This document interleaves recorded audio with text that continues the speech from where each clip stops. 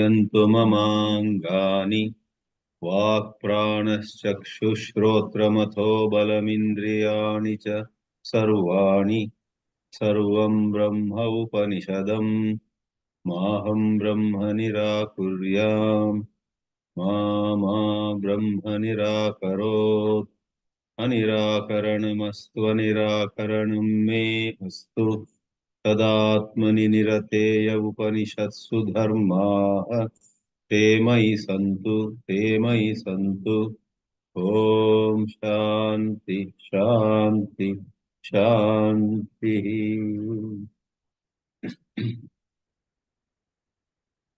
We are happy this evening in India, this morning in the West, to arrive at the last three mantras of the Kena-Upanishad. And in this series of these 20 lectures, we have been referring to the second commentary that Sri Adi Shankaracharya wrote, namely vākya-bhāshya. The first commentary is called vākya-bhāshya, and the second one is called vākya-bhāshya.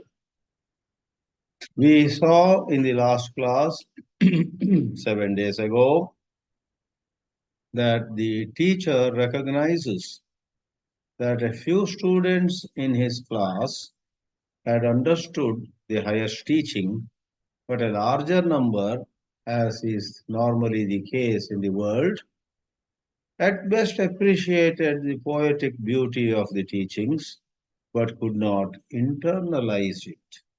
They could not really see how they were indeed the unbounded, pure consciousness. Their identification with the body, with the mind, their sense of, I am this personality, I must improve, I should not fall. So, this I, which from the highest point of view is a myth, this limited I is a myth. The true I has no limitations, no boundaries, but this limited I is very powerful in its grip upon us. No wonder even these days around the world, the so-called personality development programs are perhaps an industry of billions and billions of dollars. Everybody brings out a self-help book. Get better, improve, get more effective, more efficient, manage time better, manage relationships better, how to win friends and influence people, 7 habits of highly effective people. There's no end. It's a very long list of even New York Times bestsellers and whatnot.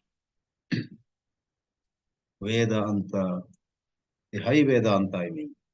The high plateau Vedanta just smiles at all of that and questions what is that self that needs to be improved?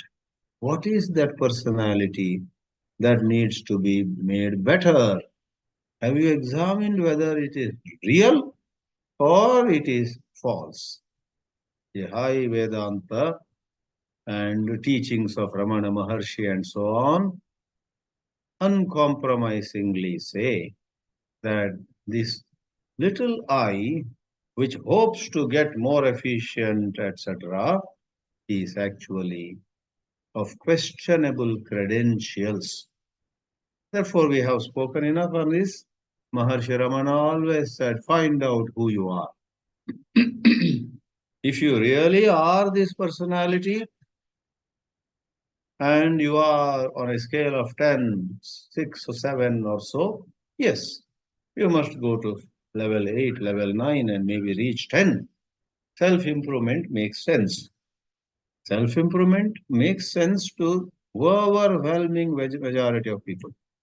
But the Vedanta is appreciated by a very minuscule portion of humanity. They understand that the personality, the self, the little I, or the popular or unpopular word for that is the ego. This ego is itself a myth. Long back, Bharatiya Vidya Bhavan had brought a small book summarizing the teachings of Sri Ramana Maharshi. And the book was titled Erase the Ego. Erase the ego, for this ego is apparently real, not actually real. All right. The teacher in this Kena-Upanishad realizes that all said and done, the majority in the class could not understand the highest Brahma-vidyā. Therefore, in the last class we saw, he offers some upasanas, 4 or 5. One of them was to adore the highest divinity, call it Brahman, call it God, as so fast, like lightning. Because in the story of this Kena-Upanishad, God comes as a very brilliant, lustrous figure and vanishes also very quickly. When Indra wants to question that Yaksham, wants to ask, who are you? That Yaksham just vanishes. Lightning appears on the sky and vanishes. And there is something adorable, something which makes us think of it with awe. So think of God with maximum feeling of awe. Secondly, it was said, think of God as someone who has such speed and for easy comprehension, like closing of an eye. In a moment, we close the eye. Again, it has a connection to the story where in a moment the Yaksha disappeared. Then there was the uh, third upasana given. Just as great rishis and munis are able to look at their mind grasping the highest. Manaha abhikshnam sankalpaha. There we discussed literally and technically the mind cannot grasp Brahman. Brahman never becomes the object. But the rishis and munis are able to take their mind to such heights of contemplation where not literally through the mind, but indirectly in that high state of mental contemplation, they know Brahman, which is beyond mind. So the mind going to a great height, the mind facilitating intuitive grasp of Brahman is the third inspiration. Many a time we ordinary people cannot understand God. But when we hear some Sri Ramakrishna or some other Chaitanya Mahaprabhu, they were in ecstasy thinking of God. That description that they were in ecstasy, Sri Ramakrishna was in great joy, great bliss, thinking of Mother Kali. Chaitanya Mahaprabhu, along with his brother and a bunch of Krishna Bhaktas, used to walk on the streets of Bengal, Orissa, and so on, saying Hare Krishna and lost in utter bliss. And these inspire us. See, that is how the upasanas here are one notch below. You yourself experience God, that is the ultimate. But the second notch possibility is you deeply appreciate those saints and sages who had experience of God. And you long for reaching that kind of mental state. And there was a last example given also, Guna Upasana. Think of Brahma, the supreme God principle, as Tadvana. Tadvana is a name, very unusual name. We don't find it in other scriptures. Kena-Upanishad only seems to have given that name. But Tadvana literally means someone who deserves to be loved, who deserves the most intense love from us. God is the one who deserves to be loved. And Falashruti was given. If any of us think of God as it is God who deserves the maximum love, Presently, my bad luck or my purva vasanas, I love my house, I love my bank balance, I love my looks.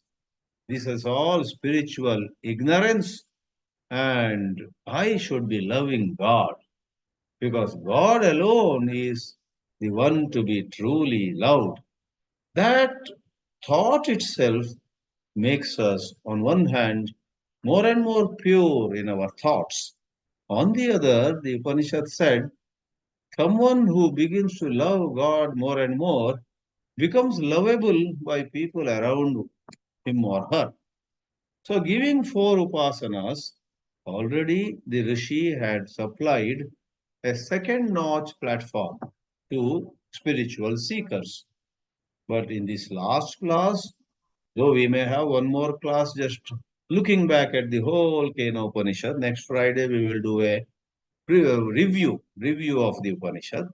Otherwise, going mantras by mantras, this 20th class on this date, March 15, 2024, we are seeing the last three mantras. Let's see the title slide that we have provided to all those who are registered. In the title slide, again it is said how the ineligible become fit to they become fit for Brahma-vidyā. 5 steps to excellence. The slide shows. Most of you have received it on WhatsApp and email, etc. I have summarized what is said in the last but one mantra of this Kena-Upanishad. It has 4 khandas, as you know. So we are talking of the 4th khanda and 8th mantra. The 9th mantra is the last. I am not putting the whole mantra here in this title slide. I have put the 5 factors which, if taken up seriously, will make us eligible. Ayogya becomes yogya. Anarha becomes arha. Anadhikari becomes adhikari. How? One is tapaha. At present, for the moment, let us take tapaha as austerity. Another is damaha, restraining the senses from mindless indulgence. Third is karma. Adi Shankaracharya gives a traditional meaning, Agnihotradi. But in modern times, any karma directed towards God, any karma directed towards service of people, in other words, any karma which is not for selfish ends is satkarma, and that karma purifies our mind. If you and I feel we are not free from egoism or jealousy or anger or some regrets about what happened years ago, some anxiety about what could happen 10 years from now, and so on, the spiritual science says your concern for what could happen is understandable, but to be worried about it morning and evening, to talk about that only to people, to waste so much of emotional energy in either what happened or what may happen a sign of, is a clear sign of impurity of your mind.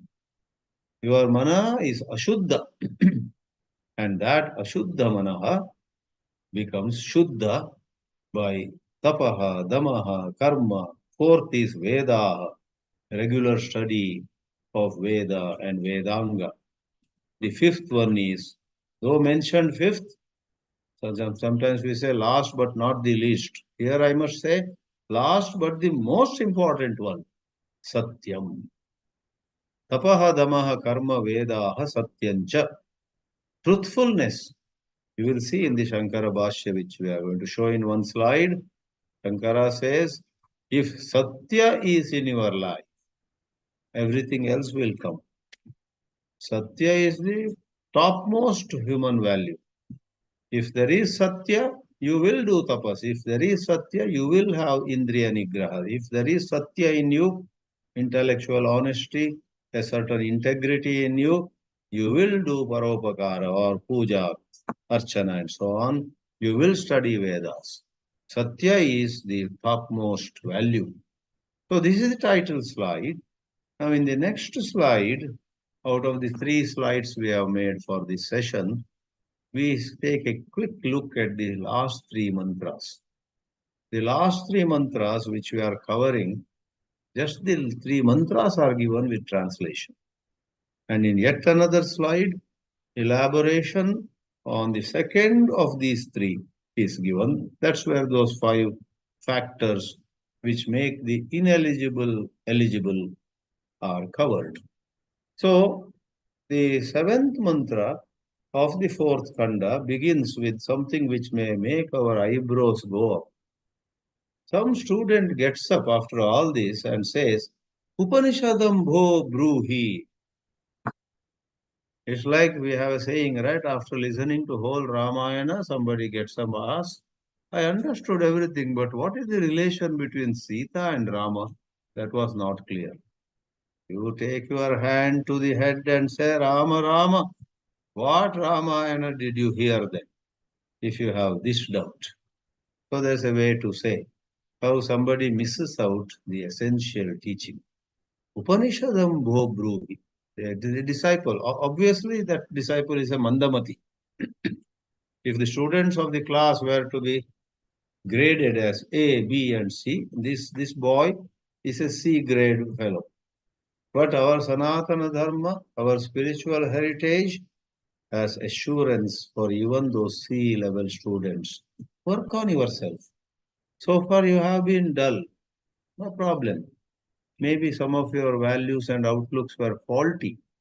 So you went on watching movies, you went on enjoying good food, you went on discussing politics and other things. You left no time for sadhanas. Now, oh dear, there is hope for you also. So that is the spirit which will come out. Upanishadam bo bruhi. We wish there was a video clip of this disciple saying, Upanishadam bruhi. Tell me, teach me Upanishad. Speak of the secret knowledge. What was said all this time? Secret knowledge only. However, the Guru, that's why I said a video clip would have been good. The Guru either smiles slightly or, in order not to hurt the sentiment of the disciple, hides his smile. Inside he smiles, oh my God, this boy is asking me to teach Upanishad, and so many mantras were Upanishad only. Never mind. Brahmim vavate Upanishadam abruma iti. Abruma literally means past tense. Brute or bravimi is present tense. Abruma, past tense and plural. We told you the Brahmi Upanishad. That is one meaning. But in the vākya-bhāshya, Shankaracharya gives a second meaning. Though the word used is abruma, past tense, he says, don't take past tense here. It rather says, we will now tell you Brahmi Upanishad. What does it mean? Second interpretation is interesting. Shankaracharya says, what we said so far is Atma Upanishad. Now we will tell you Brahmi Upanishad. And Acharya Shankara gives a very traditional meaning. Atma Upanishad is something that is made available to everybody. Brahmi Upanishad is Brahmana Jatehe Upanishad, he gives the meaning. Let me see whether I can read that line from the copy that I have of Shānkarabhāshya here. So, let me read for those of you who have a little interest in the actual Sanskrit words. In the Shānkarabhāshya, it is said, Ukta Tubhyam Upanishad. The Upanishad that was taught to all of you was Atmopasanam. Aduna Brahmim Brahmana Jatehe Upanishadam Abruma. Though the word is Abruma, Acharya Shankara says take it as Vakshyamaha, future tense. We will tell you. And what it means is Brahmi na Ukta. Ukta tu Atmopanishad. Now, don't make it a big issue. What is meant is we will re-narrate this whole wisdom, which is not found in the body that we are seeing. Maybe at another session the Guru did.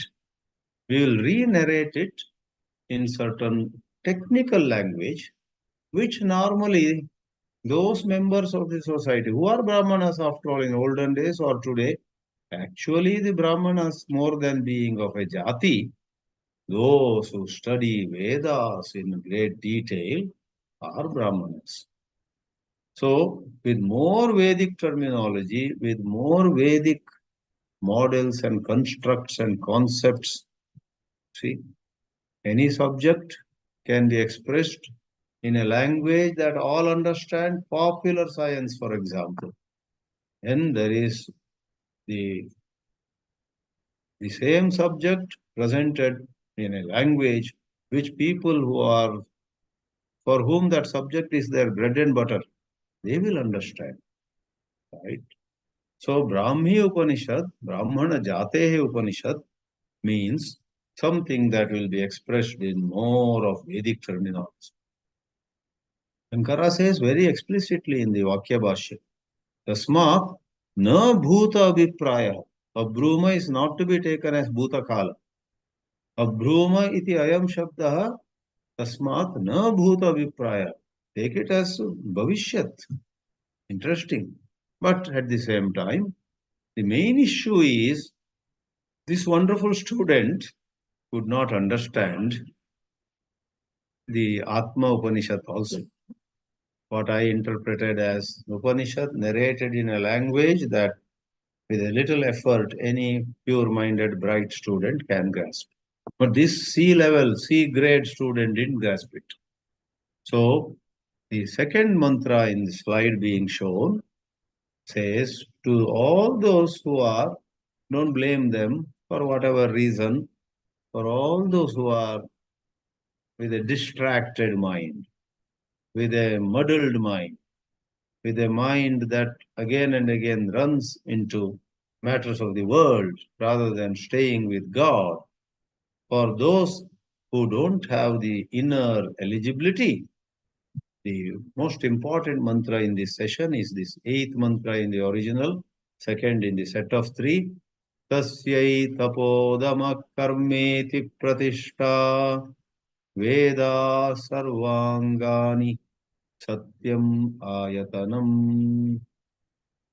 In the Kena-Upanishad, I often quote this on various contexts. This is one mantra which talks about human values, talks about right living, talks about ways by which you and I can rise spiritually in this lifespan. Out in the world, not many want to listen to Vedanta. But if we say we are going to have a conference on human values, global ethics, oh, everybody wants to come to listen, to speak, to submit papers, and whatnot. So, in the Upanishads, there are human values too. Tapodama karma, 3, then Vedaha and Satyam, 5. Tapaha is ekagrata. Our mind tends to run in many directions through some anushtanas, through some japa and whatnot. We can train our mind to stay with one subject, whichever it is, when we choose it. Tamaha is especially sense control, sense organs. And karma is satkarma. We said already. Veda Sarvangani has two interpretations. One is while tapodama karma are the pratishta, the very support, the legs of this Brahma-vidyā in an imagery, Vedaha are all the other limbs, hands and face and chest and stomach, and a body after all has many parts. Vedaha sarvangani. Second interpretation is very simple. Adi Shankara accepts both. Vedaha sarvangani means Vedaha chatvaraha Vedaha shat Vedāngani. There are 6 Vedāngas. They are not Vedas, but allied, related subjects. Shiksha, Kalpa, Vyakarana, Nirukta, Jyotisha, and Chandas. We have talked about them in earlier classes. It is believed that traditional students go to Kanchi or Kashi, Srirangam or Udupi, Puri or Dwaraka. There are many holy places, centers of learning. And first they study Shiksha and Kalpa, Jyotisha and Chandas, Nirukta and Vyakarana. Then their intellect is sharpened. Then they study Veda. Then they study Vedanta. In this Kali Yuga, many of us jump straight into Vedanta. And no wonder we are able to speak well on Vedanta, but we are unable to rise above our egoism.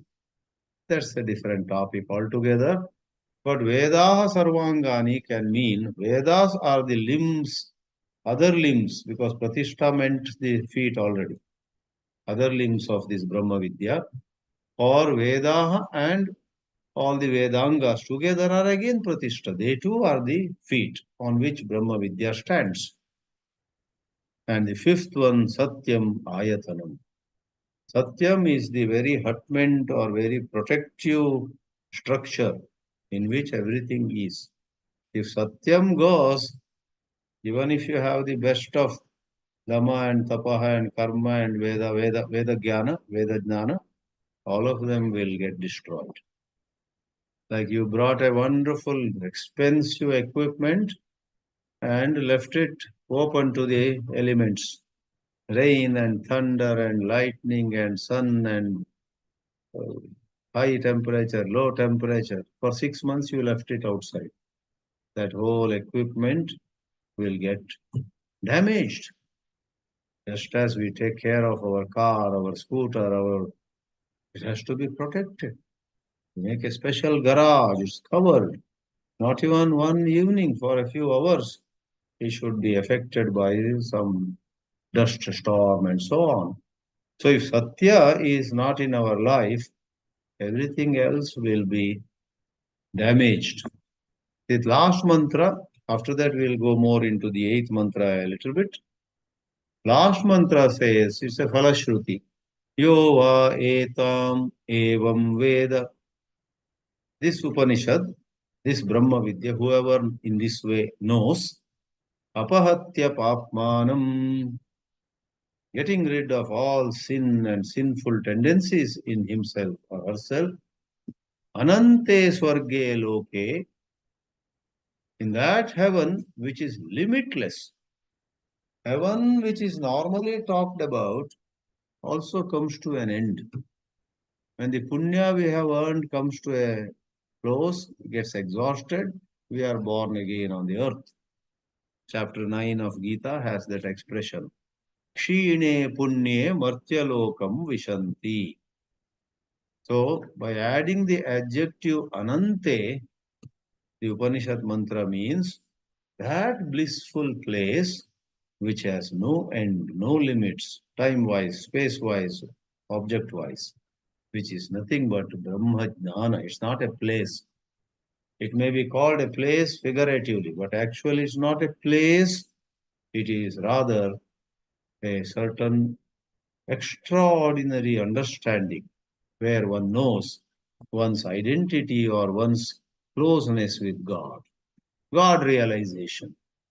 The Falashruti says, whoever knows this Brahma-vidyā, which was covered in this whole Kena-Upanishad, Anante Swarge Loke, Jaya. Jaya again means the highest one.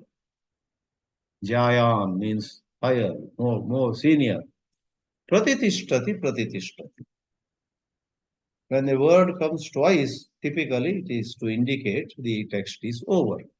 Now in the last slide, we will see a little more on what are those 5 factors which bring to us the excellence which otherwise we lacked.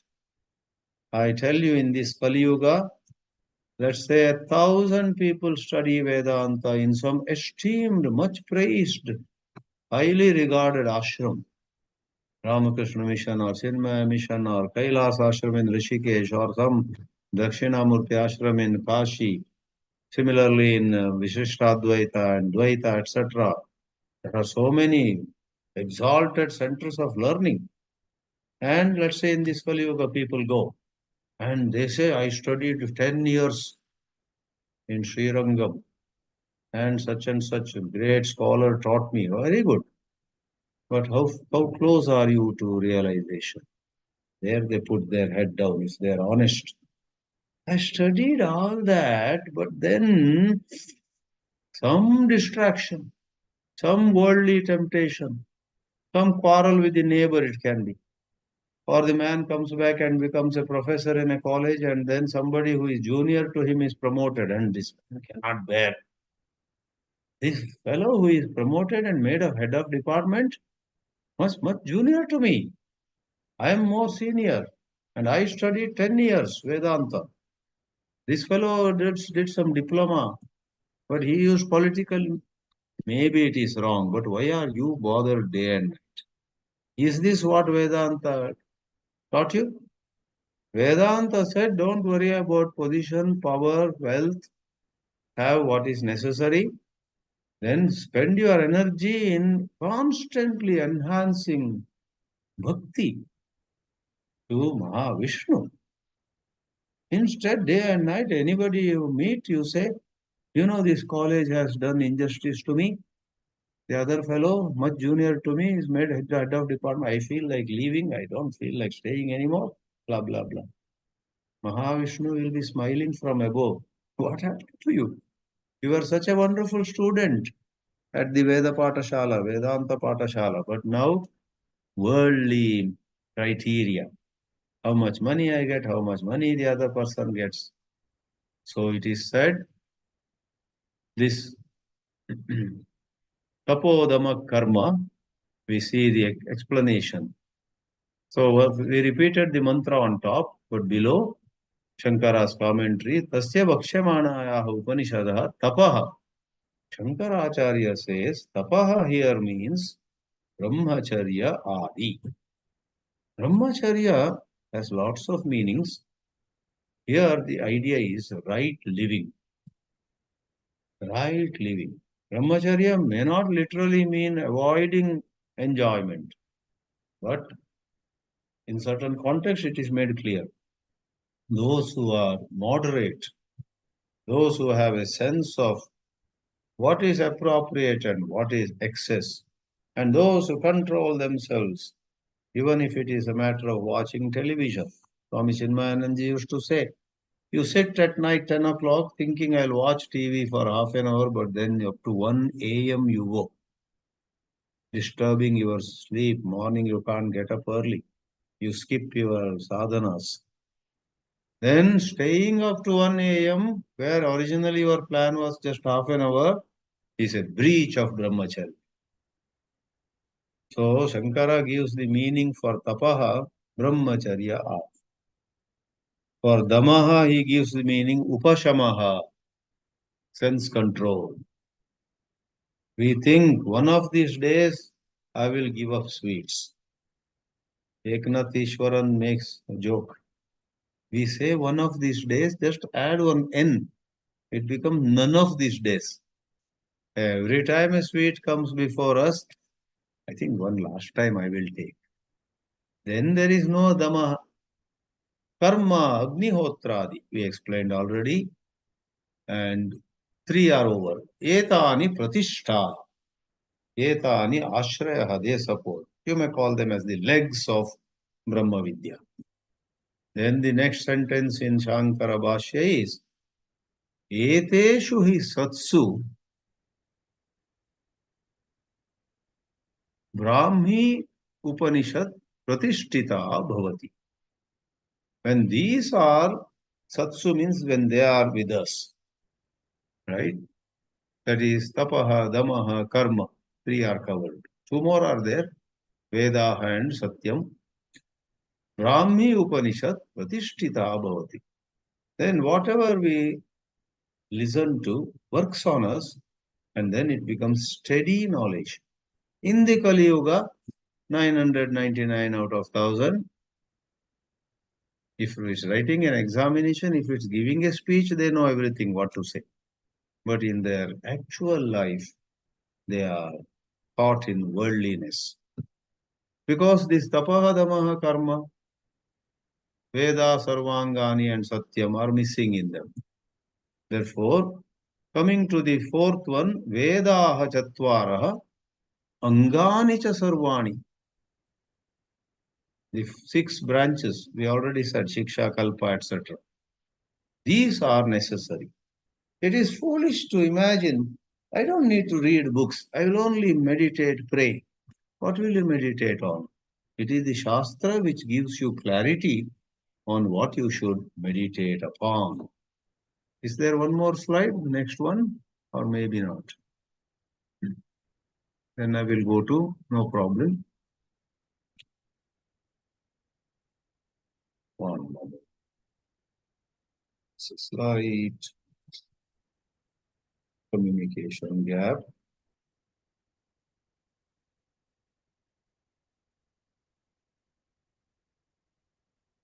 No, it is there.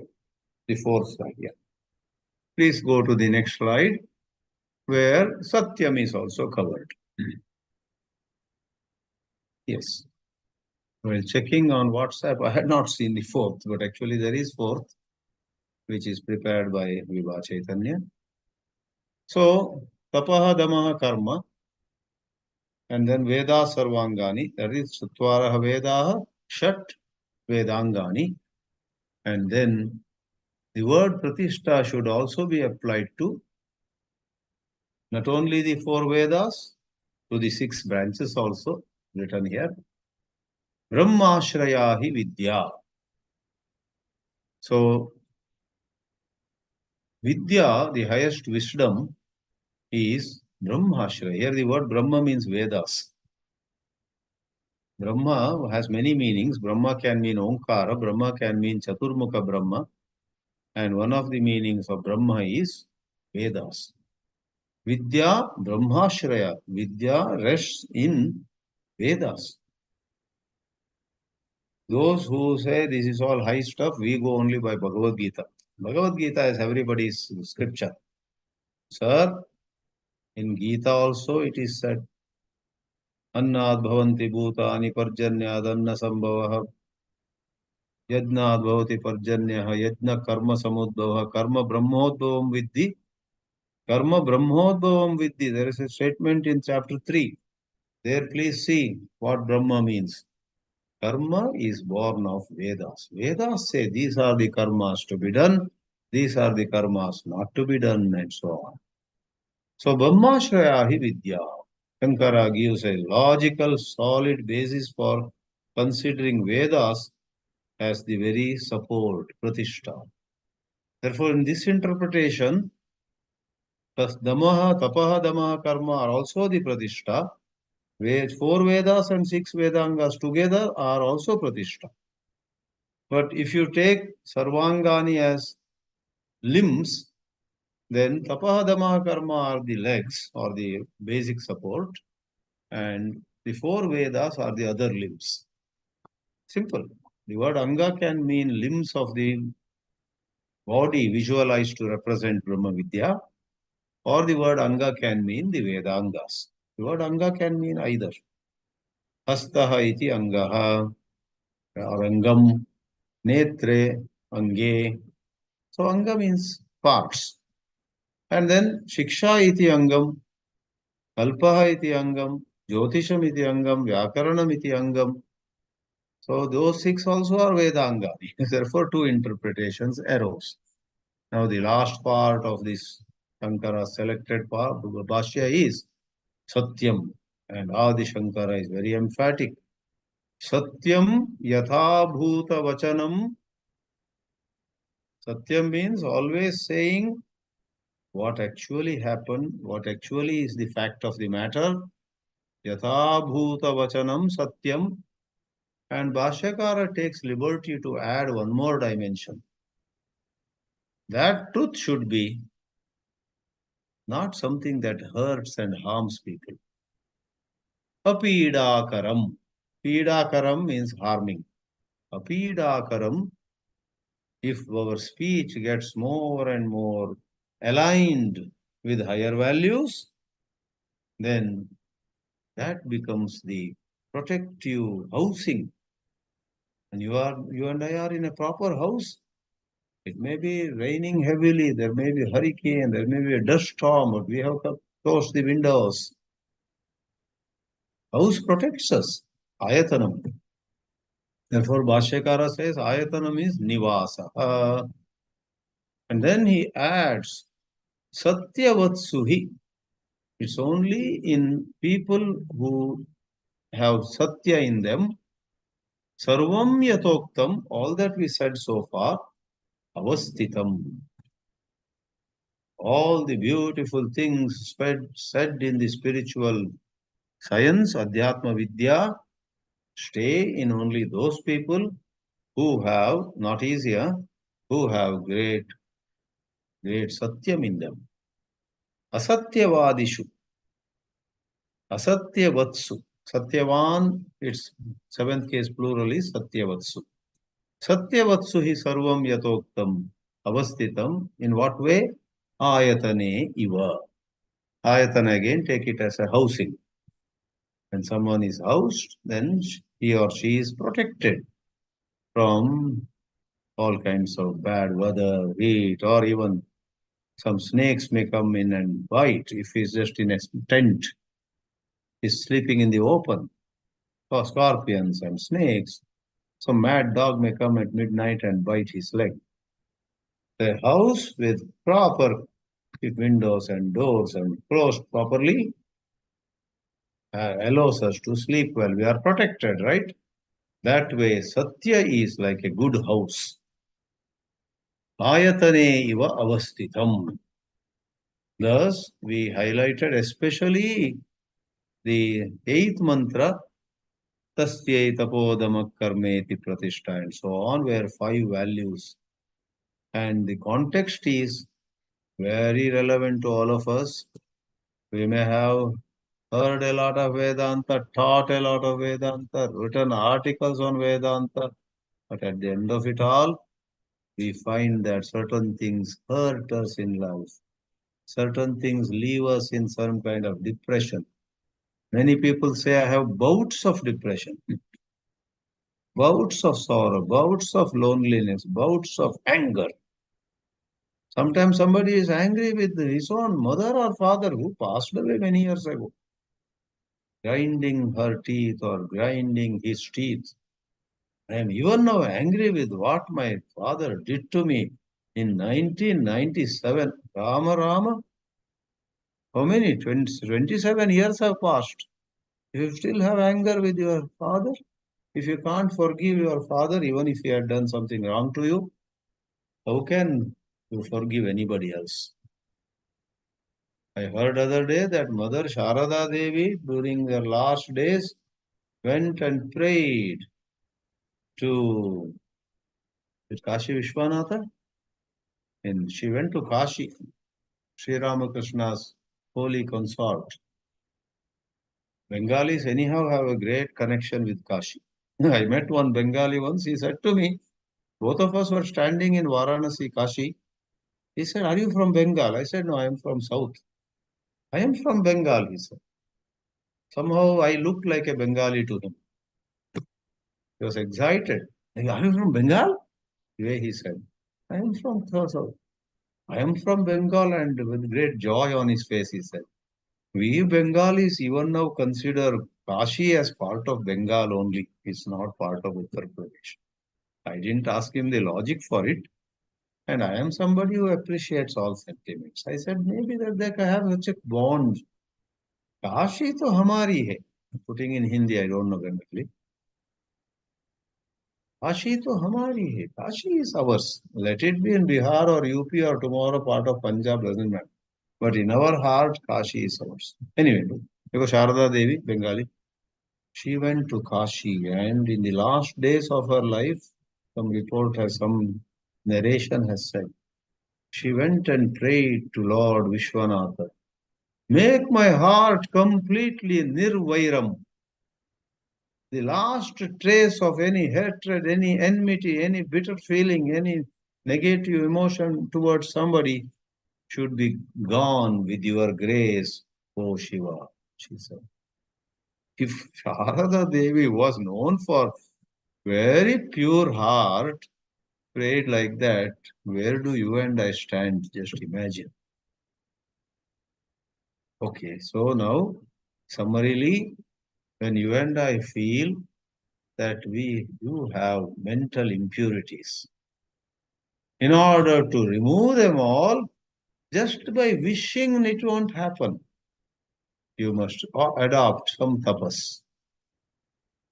Living should be tuned up. Live more rightly, if not 100% rightly. And exercise some amount of self-restraint in enjoyments. Do some satkarma, karma yoga. Study some spiritual subject every day for some time. If not Veda maybe in Sanskrit is hard for you. All right, there are wonderful literature which represent Vedas only. And Satyam.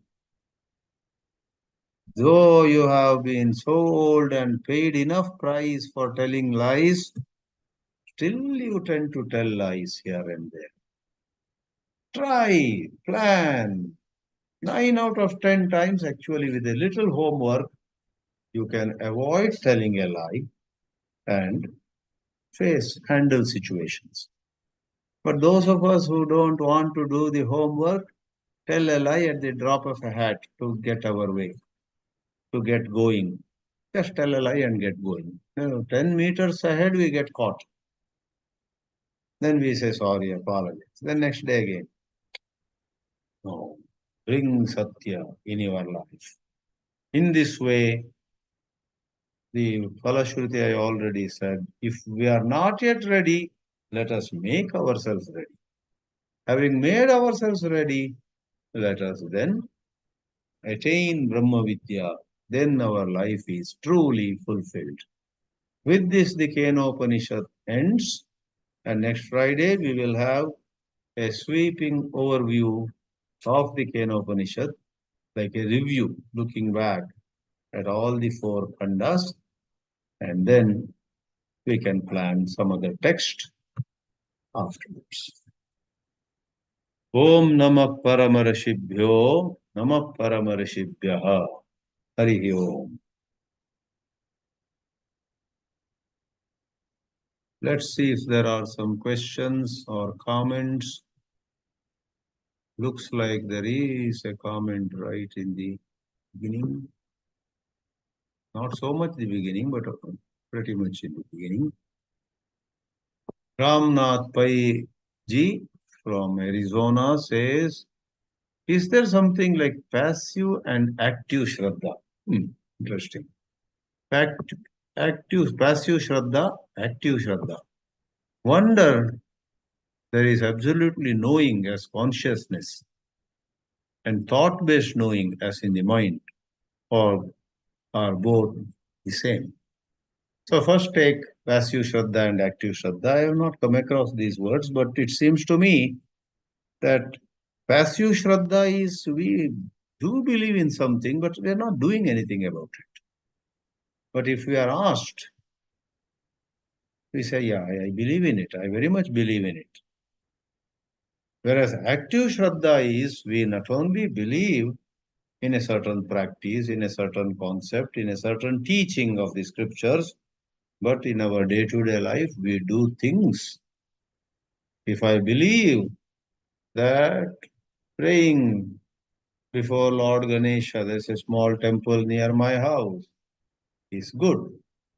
Before going to work, I just go in for 2 minutes and do namaskar, one round again namaskar, tirtha and prasad, then proceed.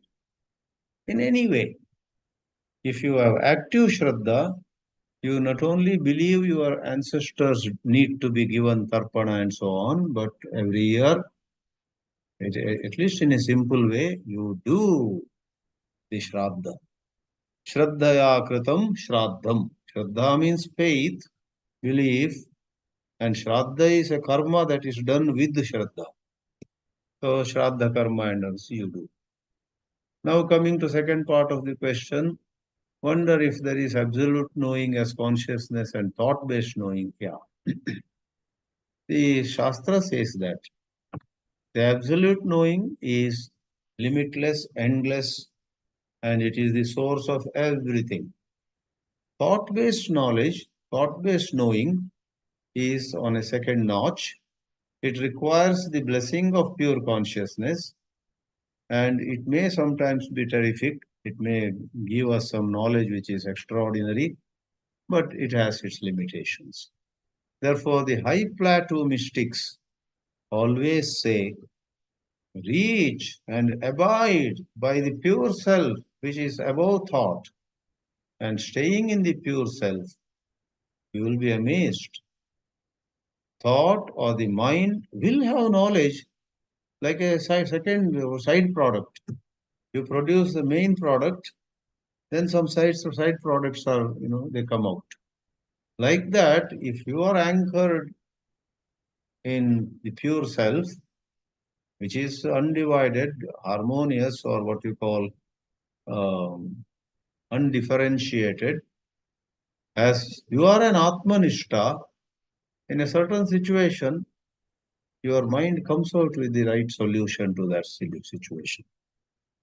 So, thought based knowledge playing the second fiddle, thought based knowledge acting in accordance with the Atmanishta. You may ask, how can the limited have something in accordance with the unlimited? Okay, don't use in accordance, but the unlimited makes the limited happen. Unlimited is, that's where the mysticism comes. You hold God. You don't even think about what to do about a certain problem. You go hold God. Then the rest of it will happen. Markandeya held on to Shivalingam. Om Namah Shivaya, Om Namah Shivaya. And then he hardly realized what exactly happened, but maybe he got some ideas. Yama came and it is said Shiva, according to popular stories, that popular versions we tell children, Shiva kicked Yama on his chest and drove him away. There may be other versions too. Therefore, absolute knowing is not of the nature of knowing as we ordinarily know. In ordinary knowing, there is knower, the known, and knowing. Triputi. Gnata, Jneyam, and Gnanam. Drashta, Drishyam, and Darshanam. Triputi it is called. In Atmanishta, pure consciousness, there is no Triputi. But if any of us are able to stay in Atmanishta, wonder of wonders happens around us. Somebody comes and asks a question, you are staring at him. Either from your mind and from your mouth, the answer comes, surprising you also. Or you are quiet, a student of yours sitting next or standing next to you, Chuck answers that person. And you smile, oh. And then later the student says, I didn't know how I answered it. It's all Swami, Guru, it's all your presence. You have heard, when Ramana Maharshi just sat whole night. This Ganapati Muni wrote and wrote and wrote. Uma Sahasram came about. 1,000 verses on Mother Parvati, Uma, written in a single night, different shlokas in different meter, chandas, becoming a classic piece of Sanskrit literature later on, very much like in the Ramanuja Sampradaya, Paduka Sahasram was written by uh, a great saint in that lineage, Vedanta Deshikar. So Vedanta Deshikar wrote Paduka Sahasram. I have neither studied Paduka Sahasram nor Uma Sahasram. I hope to study both of them sometime. But I believe Paduka Sahasram is an excellent composition where the inspiring scenario is how Bharata takes the Padukas of Sri Rama with all devotion. With that scenario, maybe a little story behind, a little story after, and then rest of it is praise of Rama, praise of Mahavishnu, who came as Rama, maybe. Uma Sahasram in the last century, Paduka Sahasram many centuries before. They are all wonderful pieces. I would dare compare this Uma Sahasram to be a thought-based exercise. And Ramana Maharshi sitting quietly blessing his disciple Ganapati Muni was like the above thought intelligence. The next day, Ganapati Muni fell prostrate before Maharshi Ramana and said, I don't know how I wrote all those in one night. Swami, you made me write this. He gave all the credit to Ramana Maharshi. So these two do exist, though I am myself yet to understand them fully. Sayali Pandkar has a question. They say sometimes truth is bitter, it can hurt. But if truth should not harm others, won't it be the nature of truth to not harm without exclusively stating that it should not harm? Well said. But that doesn't mean we should be lazy and not do any homework. Truth, suppose, is expressed in a very careful way, in a very well thought out way, where we sincerely want to say the truth but not hurt the other person, then it becomes unhurting or least hurting. In fact, sometimes, in spite of our maximum care, other person gets hurt by listening to the truth. We are not at fault. That person is overly attached to what he imagined was the matter, and we gave him the truth. He is not able to receive it. So, truth should not harm others. Satyam is actually Shivam and Sundaram. So, if the other person were to have a very pure mind, that person will accept truth without getting hurt. But where are people with pure minds? Therefore, the problem is truth hurts because the ground reality is those who hear the truth are not at all ready. If they were to be more mature, for example, criticism, somebody criticizes us, and if it is true, what is said in criticism of ours is true, and we have a very pure mind, it may hurt us a little, it pinches us, then maybe with two teardrops we'll say, thank you for saying it. You opened my eyes today. I always thought I was right, but you showed me.